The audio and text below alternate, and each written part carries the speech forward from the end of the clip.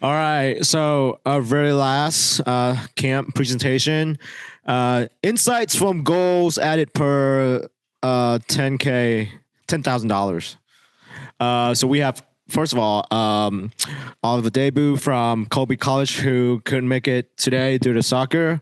But with us today, we have Otis Birnbaum from Williams College. And this project is also in partnership with Daniel Wicker from Charlotte FC. So Otis, please take it away.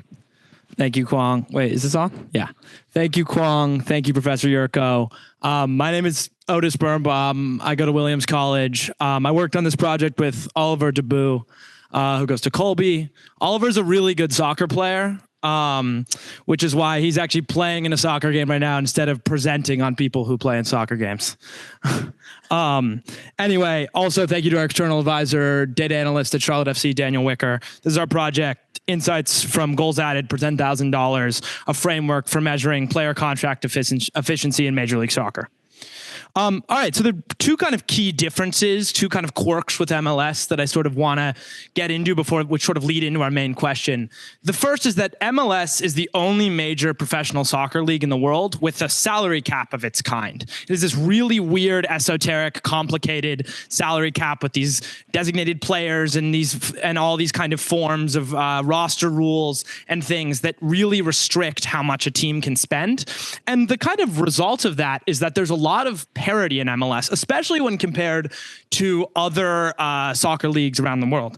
And so what is parity? Parity is basically, a lot of parity means that the difference between the best team is comparably smaller to the difference between the best team and the worst team is smaller than in other leagues, like the Premier League, where you have the Big Six, or in La Liga in Spain, where you have Real Madrid and Barcelona, and then kind of everyone else. In the MLS, you have this kind of idea of like, the worst teams and the best teams are much closer. And so what that means is that lower budget teams have a real chance to compete if they find players who contribute a lot relative to their wage. And so that kind of naturally leads into our main questions, which are, what are the features, and we're going to look at three, position, age, and nationality, that predict which player contracts produce a lot relative to their wage? What are the types of players who have a high contract value? But before we answer that, we need to define what contract value even is. What does that word even mean? So value is just how much output are you getting for your input. So we're going to work through kind of this equation here to kind of get at our definition of contract value. We'll start with input, which is easy. What's input to a contract? It's how much you're paying the player. And that's guaranteed compensation, which we get from the MLS Players Association, who provide us that data readily, so thank you to them. And that's kind of, that's the denominator of our equation, the input.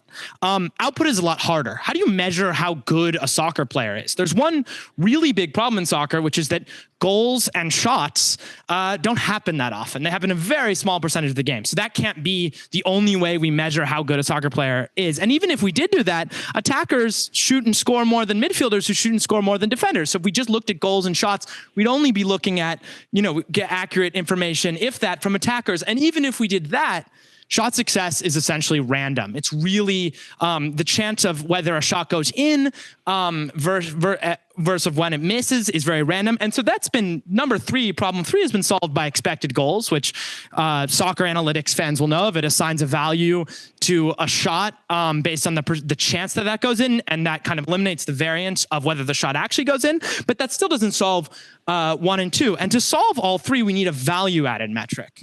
And our value-added metric comes from American Soccer Analysis, who are an incredible group of soccer analysts. I encourage anyone interested in American soccer, NWSL, MLS, US Soccer to check them out. But they have produced this metric called goals added, or G+. The idea of goals added is that whenever a player commits an action, goals added uses a couple machine learning models to compare the teams before versus after the action and assign the player the change of the chance of scoring minus the chance of conceding from those two states. And if that sounds complicated and hard to understand, I totally get it. I'm going to show you kind of graphically how that works from based on a graph, another American Soccer Analysis graph. So we have Nicholas Ladero up here. He has the ball on this left side of the pitch. 3 actions into a possession. He's trapped on the sideline. Seattle has a 1.5% chance of scoring and a 1.3% chance of conceding based on, similar situations in this model.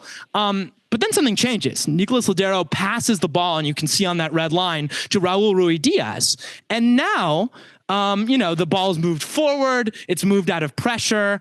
And now Seattle has a 3.1% chance of scoring and a 1% chance of conceding. And the difference between those differences is that's your goals added. And that difference is 0.019 goals added. And we can then credit that difference to some to Nicolas Lodeiro, mostly for him for making the good ball, and some to Raul Ruidiaz for receiving it. So that's how we get goals added. And one amazing thing about goals added is that it predicts, it actually predicts points better than points predicts points. But what's even better than that kind of validation of the metric is that it passes the Messi test. The Messi test, a lot of you probably heard of Lionel Messi. The Messi test is this really, really complicated test that people in soccer analytics like to employ. It's essentially this. You take some metric that measures value, you go into your data, which we've done here, and you order your data from least to greatest, and you pray to God that Messi is on the top. And if he is, then maybe it probably measures something pretty good. And he's actually on top goals added per 90 minutes by a good amount. And generally, these other top 5 players here are very good. Ricky Puig on the LA Galaxy, they won an MLS Cup in 2024. Cucho Hernandez won in 2023. These are all, any MLS fan will know these are some of the best players. But now, while we're looking at our data, it's important to kind of get into that. We took data from 2021 through 2024, also courtesy of American Soccer Analysis. And we also assigned player region groups based on their nationality, and you'll see why that matters later. But back to our equation. So now we have the input over the input over output, or the output over input. We have our goals added over guaranteed compensations. You're probably sick of looking at this equation, but we're not done yet. We have to do a couple more things. First, we're going to divide goals added by 90 minutes, so we get a per game value, right? Because if someone only plays one game, they do really well, and then they're injured for the rest of the season. We don't want that person, to just be. We don't want them to rise to the top of the list, so we do it by per 90, and we multiply by $10,000 because that's a more kind of intuitive unit for how much is being spent on a contract than $1. So that's how we get this mouthful of a metric, goals added per 90 minutes per $10,000.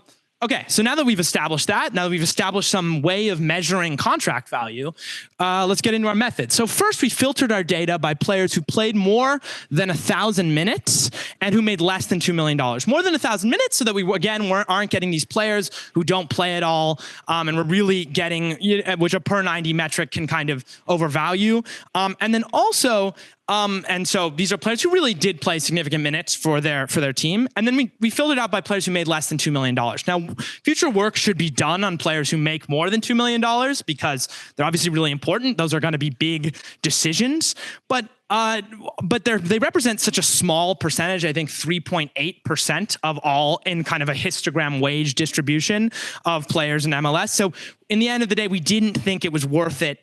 We didn't think it was worth it because they are kind of these huge outliers. But definitely someone should look at kind of modeling these designated players and looking at contract value in the future. So then we fit a fixed effects linear model on our metric for contract value, goals added per 90 per $10,000 based on player ages, positions, and nationalities. And we used generalized additive models to identify nonlinear relationships between salary and goals added per 90 per $10,000. And here's the top 5 of our data set. Player season pairs for the value metric. For the value kind of contract value metric, looks very different.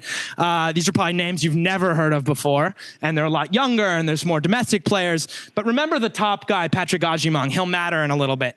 But anyway, so here's our linear model. Here's a plot of our coefficients, and in bold are the statistically significant ones. So what we found is that players from South America, Europe, and Asia and Oceania are associated with having less contract value relative to Central American, Caribbean, and domestic players. We found that wingers and strikers have a positive association with contract value.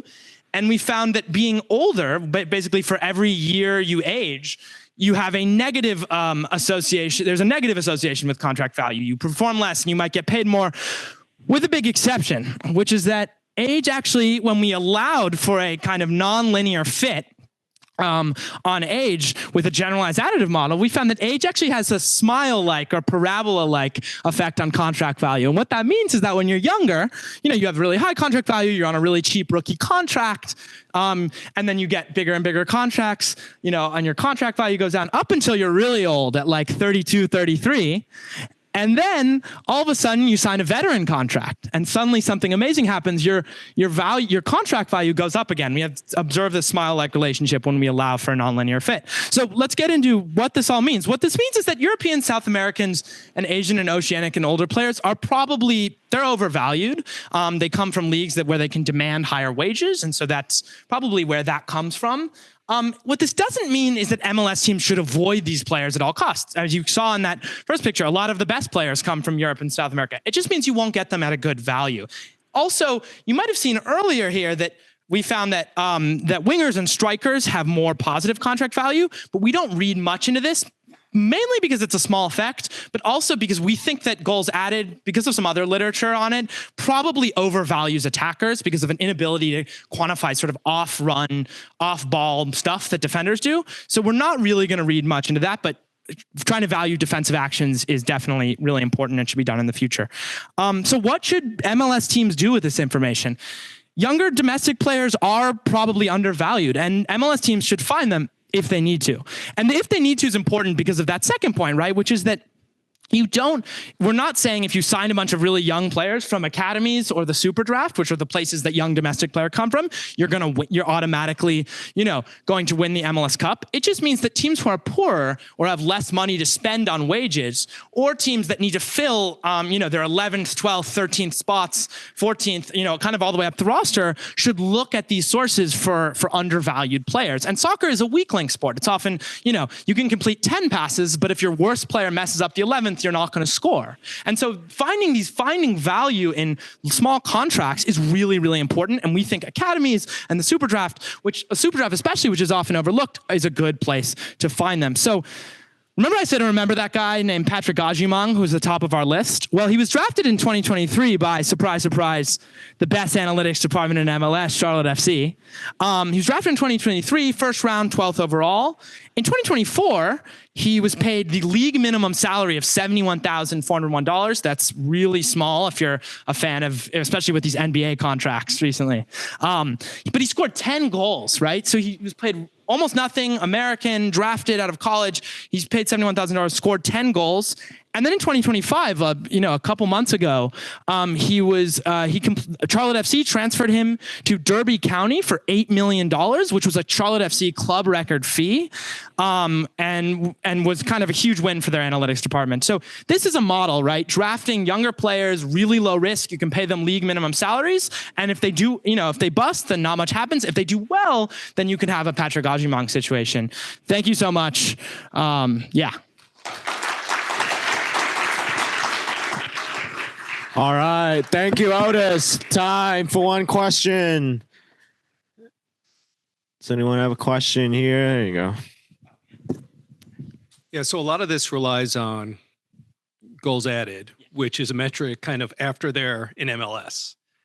And have you looked into how that you can get that information for college players or other leagues? And would that still be applicable to MLS play? Absolutely. If you could find a way to use goals added in, to get to college, for college level or other leagues, that would be huge. There are other value added metrics that have been developed. Some of them are like in-house, like even our advisor was like, had his own value added metric. And he was like, I'm not giving it to you. You can use the publicly available one. There's one called expected threat that's used across like more internationally in European leagues. The guys at American Soccer Analysis think that theirs is better. But yeah, there's not publicly available data on this. So I'm sure that teams are building it in-house, but you're absolutely right. It would be very, very helpful. All right, let's thank Otis, and big congratulations. Thanks to all of our summer program students, and let's get a round of applause for Kwong Wen, the instructor. There you go. All right.